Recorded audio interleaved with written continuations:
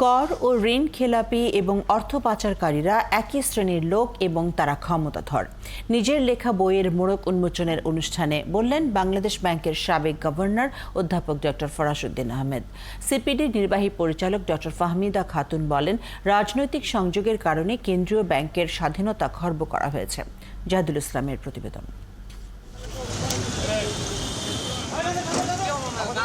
আওয়ামী লীগের টানা ১৬ বছরের শাসনামলে দেশের এমন কোনো খাত নেই যেখানে উন্নয়নের ছোঁয়া লাগেনি, যা এখনও অব্যাহত আছে। নিজের লেখা বইয়ের মোড়ক উন্মোচন অনুষ্ঠানে বর্ষিয়ান অর্থনীতিবিদ ডক্টর ফরাসউদ্দিন বলেন, দেশের উন্নয়ন আরও বেগবান হতো যদি অর্থনীতিবিদদের পরামর্শ নিয়ে রাজনীতিবিদরা দেশ চালাতেন। অতিমূল্যায়িত টাকা ২.৫-৩ বছর যাবৎ ৬-৯ থাকা এবং মাল্টিপল এক্সচেঞ্জ রেট, এই তিনটা জিনিস এই দেশের যে পরিমাণ ক্ষতি করেছে, এখান থেকে ফিরে আসতে বহু সময় লাগবে। সিপিডি নির্বাহী পরিচালক জানান, রাজনৈতিক সংযোগের কারণেই কেন্দ্রীয় ব্যাংক সহ সরকারি প্রতিষ্ঠানগুলোর স্বাধীনতা খর্ব করা হয়েছে এবং সুশাসনের অভাব তৈরি হয়েছে। কেন্দ্রীয় ব্যাংক সেটার যে স্বাধীনতা, সেটাকে কিভাবে খর্ব করা হয়েছে। অনেক ক্ষেত্রেই যে আমরা বলছি যে রাজনৈতিক প্রভাব কাজ করে।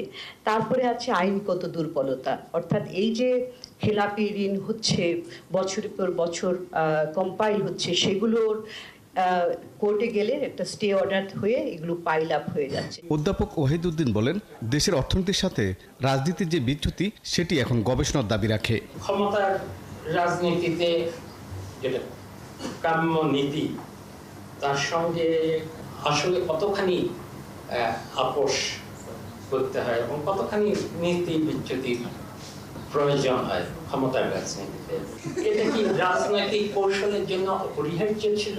অনুষ্ঠানে প্রধানমন্ত্রীর অর্থনৈতিক উপদেষ্টা ডক্টর মশিউর রহমান বলেন, বাংলাদেশ ব্যাংকের যথেষ্ট ক্ষমতা আছে, এখন প্রয়োজন গভর্নরের ক্ষমতা বাড়ানো। গভর্নরের পদে থাকবেন জাহিদুল ইসলাম, ৭১, ঢাকা।